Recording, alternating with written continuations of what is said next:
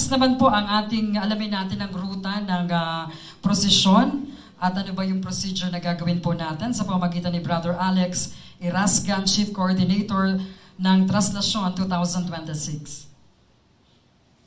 Magandang umaga po sa lahat. Bago po yung ilang kaganapan sa araw mismo ng kapistahan, nais po naming imbitahan ang ating mga kapatid sa media na pwede po ninyong samahan ang mga kawani ng pamahalaan at mga volunteer sa media, sa health at medical response. Mamaya pong alas 4 ng hapon, mayroon po tayong espesyal na misa para po sa inyo sa grandstand. Naroon na po ang imahen sa grandstand, kaya pwede na rin po kayong makahawak, makapagpahid ng inyong panyo at tuwalya kung inyong nanaisin matapos po ng misa. At matapos po ng misa na yan, ay magiging hudyat upang simulan na po natin ang tradisyon ng pagpupugay o pahalik. Kaugnay po ng mga daraanan o ruta sa araw ng kapistahan, ang daan po papunta sa simbahan ay yung nakagisna na natin nitong mga nagdaang taon.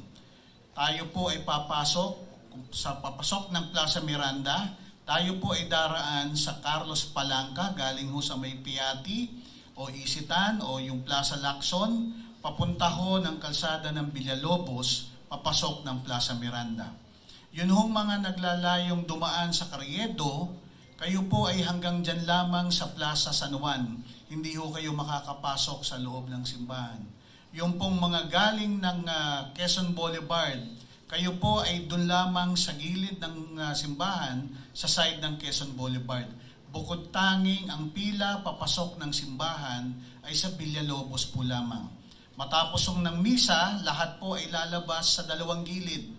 Ang nasa gawing gilid po ay lalabas ng Plaza San Juan, papunta ho dyan sa kalsada ng Evangelista hanggang makalabas ho dyan sa Paterno hanggang Recto.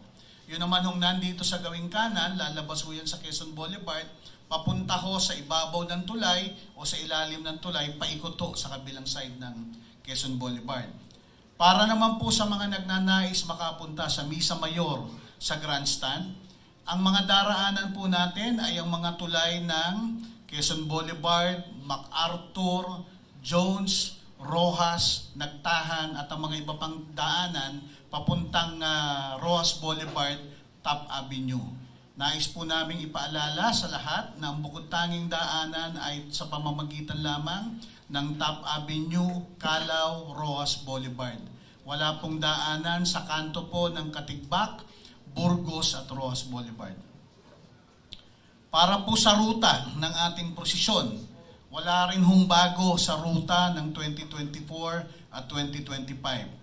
Ito po ay magsisimula sa Quirino Grandstand, lalabas po ito ng Independence Road, kakanan ng Katigbak Driveway, yan po yung sa may gilid ng Manila Hotel. Tatawid po tayo ng Rojas Boulevard, yan pong kalsada ay magiging Burgos. Pagdating po sa National Museum, kakanan tayo sa Finance. At pagtawid po ng Top Avenue, yan po ay magiging Ayala Boulevard.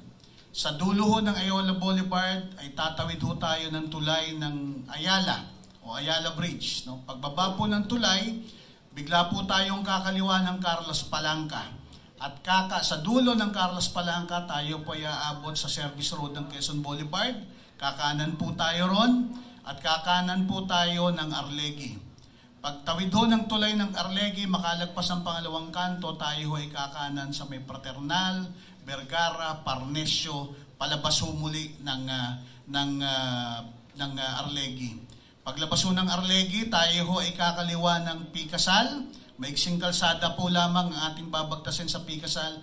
Bigla po tayong kakaliwa ng Concepcion Aguila. Sa dulo ng Concepcion Aguila ay nandun ang tulay ng Carcer, tatawid po tayo ron. At pagtawid po natin ng tulay, kakanan tayo sa kalsada ng Hidalgo. Sa dulo ng kalsada ng Hidalgo ay naroon ang Plaza del Carmen, kung saan po nandun isinasagawa natin ang tradisyon ng dungaw na inilalabas po ang ating mahal na Birheng Ina na nandun po sa San Sebastian.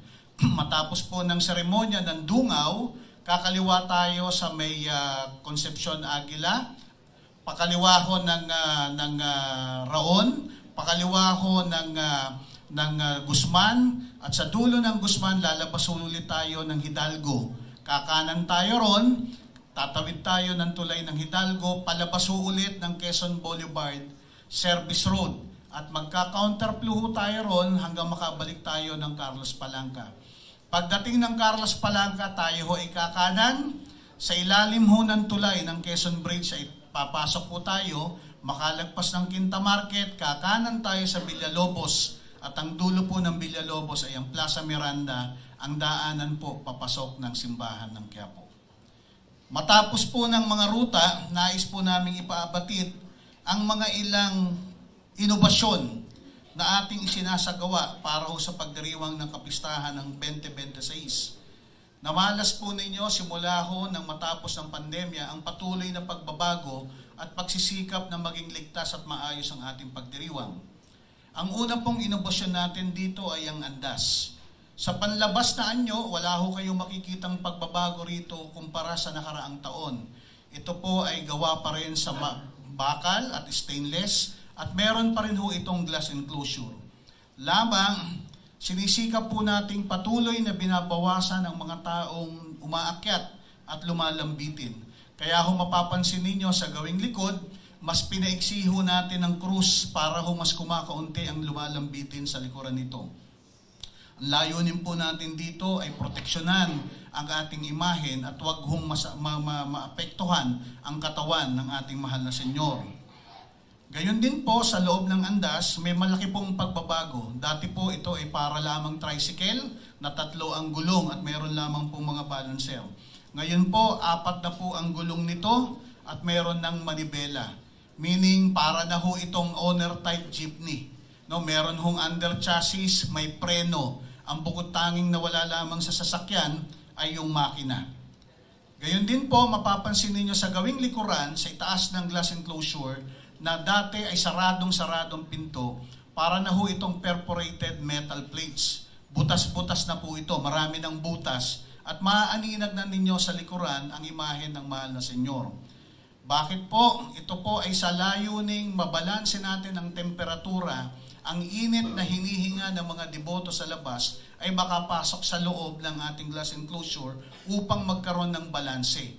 Sa simpleng dahilan na gusto sana nating solusyonan yung problema ng moisture sa salamin. No? Ayon po sa mga eksperto, ito po ay dahil sa magkaibang temperatura na umiiral sa labas at loob ng glass enclosure. No? But at the same time, meron pa rin po tayong mga inilagay dyan na mga exhaust para ho magbalanse ng ating temperatura.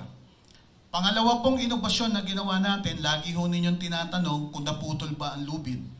Opo, taon-taon po napuputol ang lubid. So para ho magawa na natin ang solusyon na hindi na tayo naghihintay na makabalik ang ating imahen sa ating simbahan ng putol ang lubid, meron na po kaming ginawa ngayon, inihanda, 2 set po ito ng mga lubid na kung sakali hong maputol saan man sa ruta ng prosesyon, ito po ay madali nating mapapalitan. 2 pong iset ito, bagamat hindi kasing haba ng nakalagay sa simula na 50 meters, ito po ay may tag 30 metro bawat gilid. No? Pangatlo pong inobasyon na pinapairal natin ay ang mga road and bridges closure. Isasara po natin sa lahat, pati sa mga deboto at mamamasan, ang tulay ng Palanca at Ayala Bridge. Ito po ay sa layunin nating hayaan na po muna nating makatawid ang ating imahen nang hindi nahihirapang tumawid ng tulay. Ganon din po, isinasara po natin ang 3 major corners, no, na dinadaanan ho ng ating prosesyon. Yung corner ng Rojas Boulevard, Katigbak at Burgos. Yan po yung sa paglabas mismo ng Luneta Grandstand. No? Dahil based on our experiences, yan yung major choke points na atin hong nararanas. So lagi ho natin yung nagiging problema. In 2024, sinara ho natin yan. Mabilis ho tayo nakalabas. In less than 1 hour, nakarating tayo ng Pinance Road. But last year, we experienced 1.5 hours na ho, nandun pa rin kami sa Manila Hotel. No? So sikapin ho natin isara yan. No? Ganun din, isasara natin yung 2 major intersection sa ibaba ng tulay ng Ayala. Yung tulay ng Romualdez at Ayala Boulevard. Yan ho yung galing ng Top Avenue. Hindi ho natin papayagan ang mga tao na maghimpil doon sa corner na yon para hindi ho sila makaakyat ng tulay. Ganun din, sa kabila naman ho ng Ayala, ang kanto ng Palangka, Casal, Solano, Padilla ay nakasara po sa lahat ng deboto.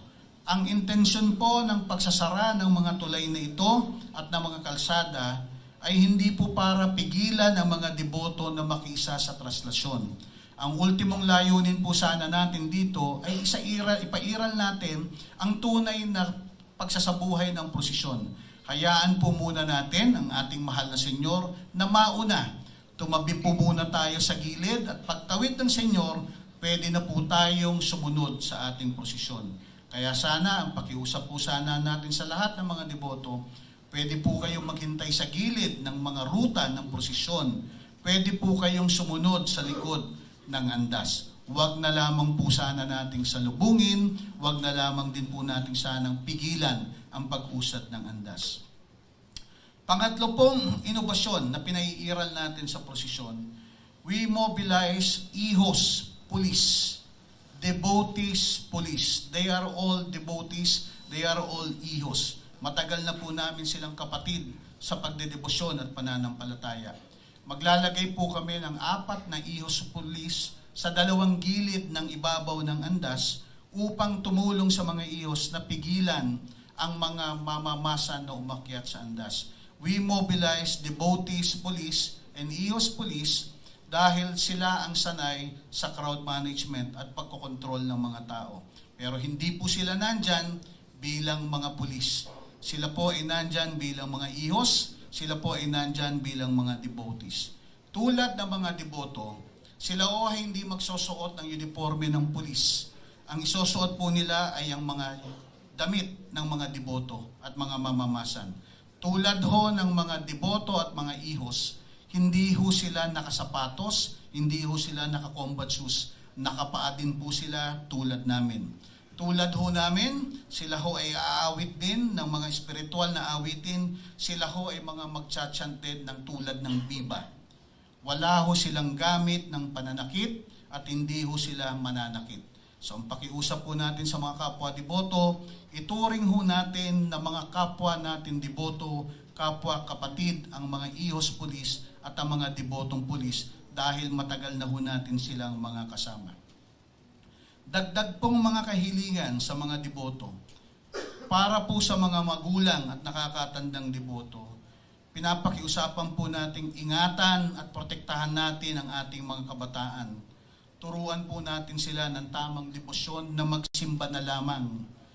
Karamihan po ng mga napapaulat na major casualties sa mga nagdadaang traslasyon at pagdiriwang ng kapistahan ay kapwa kabataan. Ingatan po natin sila. Hindi ho nila alam ang pisikal na sakit na kanilang dadanasin kapag sila ay sumampas andas o di naman kaya ay yung adventurismong umakyat sa bubong ng glass enclosure. Napakahirap po na lumundag ng 4 na metro ang taas. Sigurado pong masasaktan ng mga bata rito. Sila po ang mga umaakyat sa bubong, sila po ang mga umaakyat sa andas at lumulundag na animoy tubig yung kanilang nilulundagan. Mapapansin po ninyo, sila yung mga paulit-ulit na umaakyat sa andas. Kaya ang pakiusap po namin sa mga nakakatandang deboto, sa simula pa lamang po ng kanilang pagsisikap na sumampa sa ating mga balikat o ulo, pababain na po natin sila at itabi. Sa kanilang pagnimula pa lamang pagsisikap na sumalang sa paghila ng lubid, turuan na natin silang tumabi na lamang upang huwag masaktan sa paghila ng lubid. Sa lahat po ng mga daraanan ng prosesyon o ng traslasyon na may pag-aari na may canopy o bubong o bakod na pwedeng sampahan ng mga kabataan, pakiusap po na sawayin natin ang mga kabataan upang huwag silang masaktan. Sa mga kapwa deboto, kami po ay may mga panawagan. Nawa ay makiisa po tayo sa panawagan ng ating simbahan at kaparian. Gawin nating mataas ang kabanalan, kaligtasan at kaayusan ng kapistahan at prosesyon. Hindi po ito panahon ng pagpipigiti, ito po ay panahon ng kapistahan. Ayon po sa ating tema, sana lahat tayo ay isa puso at isa isip natin ang mga salitang ating itaas sa Jesus, tayo ay bumaba. Pwede po tayong humila ng lubid, pwedeng sumalya, pwedeng magwagayway ng inyong panyo at tuwalya, pwedeng mangandila, pwedeng manalangin, huwag na lamang po sanang sumampa sa andas. Ang mga kapulisan po ay hindi nating kalaban. Kaisa po natin sila sa pangangasiwa. Sila po ay mga kapatid nating kapwa deboto at nananampalataya. Kaya po sa mga nagpapakalat sa social media na itinuturing na kalaban ang mga kapulisan sa pag-aayos ng prosesyon, sila po ay hindi mga tunay na mga deboto, bagkus ay mga instigator na may pansariling interes. Huwag natin silang paniwalaan dahil hindi sila mga tunay na deboto. Kapag may nakita po kayo sa social media na nananawagang biguin ang kaayusan, patagalin ang prosesyon, ituring na kalaban ng kapulisan ang mga kapwa deboto at kutyain ang ating simbahan at kaparian, huwag po natin silang paniwalaan dahil hindi sila tunay na deboto. Tama po si Cardinal Advíncula. Deboto lamang ang makakaunawa sa kapwa deboto. Pero nais po nating ipabatid, mga kapatid, ang tunay na deboto nagsisimba, sumusunod, tumatalima para sa kabanalan, kaayusan at kaligtasan ng ating prosesyon. Kapag ang isang individual po ay nananawagan ng pagtuliksa sa ating simbahan, sa ating kaparian, sa kapwa deboto, sa mga opisyal ng pamahalaan na nasa inyong harapan, sa kawani ng pamahalaan, sa kapulisan, hindi po ito mga deboto. Kapag ang isang individual ay sadyang pinuputol ang lubid para manubotahe, hindi po ito deboto. Kapag ang isang individual ay may dalang kutsilyo, asero o gamit na nakakasakit para manakit ng kanyang kapwa, hindi po ito deboto. Kapag ang isang individual ay nakikipag-away at nakikipagsuntukan sa ibabaw ng andas at sa hanay ng prosesyon, hindi po ito deboto. Kapag ang isang individual ay nananawagan na patagalin ang prosesyon para sa kung anumang kadahilanan, hindi po ito deboto. Dahil ang tunay na deboto ay para sa kabanalan, kaayusan at kaligtasan ng ating kapistahan. Kaya sana, mga kapwa deboto, sana po ay isabuhay natin ang tunay na diwa ng pagiging deboto sa ating misyon, sa ating traslasyon at sa ating debosyon. Muli, ating itaas sa Jesus, tayo ay bumaba. Viva Señor Jesus Nazareno. Maraming salamat po. Maraming salamat kay Brother Alex Irasga, ang Chief Coordinator ng Traslasyon 2026. At ngayon naman na napakagandang paliwanag po ni Brother Alex Irasga ang panawagan ng simbahan para sa pakikiisa sa mga debotos na nagawing mataas ang kabanalan, kaayusan at kaligtasan po ng Traslasyon 2026. At ngayon naman para ipaliwanag ang security, safety and traffic ng ating gagawing Traslasyon 2026 o ang Nazareno 2026, tawagin po natin ang mula sa MPDDD Operations, si Police Colonel Emil Tumibay.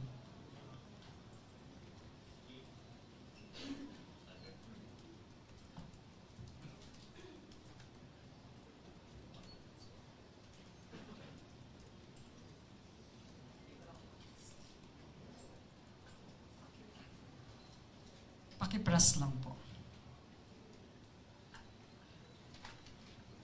Pakipress ng matagal. Mula po sa Timbulan ng Layan, Diwang Dakila, isang mapagpalang umaga po. Meron po tayong mga nilatag na pong mga pagsasarado ng kalsada at mga alternatibong kalsada na naipost na po natin sa ating lahat ng tungtungan sa ating social media account. Kasama na po natin yung Manila PIO at yung simbahan po. Ito po ay magiging gabay ng ating mga kababayan. At yung sa ating pagsasarado po sa araw po ng January 8 po, meron po tayong pagsasarado. Magsisimula po ito ng alas 9 ng gabi po. Ito na po yung umpisa ng ating gaganapin mga activities dyan. Ganun pa man po, meron din po tayong pagsasarado dito po sa ating pahalik. Dito naman po yan sa may area ng Quirino Grandstand na naipost na rin po natin sa ating mga social media account para po maging gabay. At inuulit-ulit po namin ito, dinadrumbit po namin ito. Sabi nga po natin, napakarami po nating mga social media users, 80 million po ito. Ito po yung pinakamabilis na pamamaraan para po marating po sa kaalaman ng ating mga kababayan. Maraming salamat po.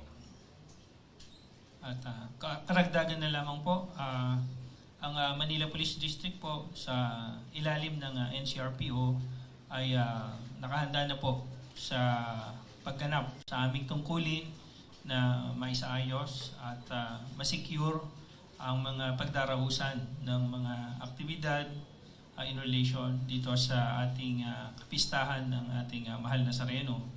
Magtatalaga po kami ng kaukulang bilang ng PNP personnel sa tatlong major areas na kino-consider natin na kailangan nating i-secure ng maayos, yung Area 1, yung Quirino Grandstand, ang Area 2 po natin, yung kahabaan po o buong ruta ng traslasyon, at ang Area 3, yung Quiapo Church. So mayroon po tayong humigit kumulang na 15,000 PNP personnel na magsisecure po sa mga areas na yan. Kasama po natin, hindi lamang po dito sa NCRPO, maging ang ibang region po ay magpapadala ng kanilang mga tauhan. Ang Region 3 at ang Region 4A po ay magpapadala ng kanilang tauhan upang dagdagan po ang aming puwersa, i-augment ang aming puwersa. Maliban po dito ay magtatalaga din po ang other security sector, other uniform services ng kanilang mga tauhan upang ma-ensure po na magiging mapayapa at maayos yung ating pagdiriwang. Salamat po. Okay, maraming salamat mula po yan sa MPD DDD Operations para sa ating preparasyon ng security at ng ating pong magiging traffic po sa ating gagawing Traslasyon 2026.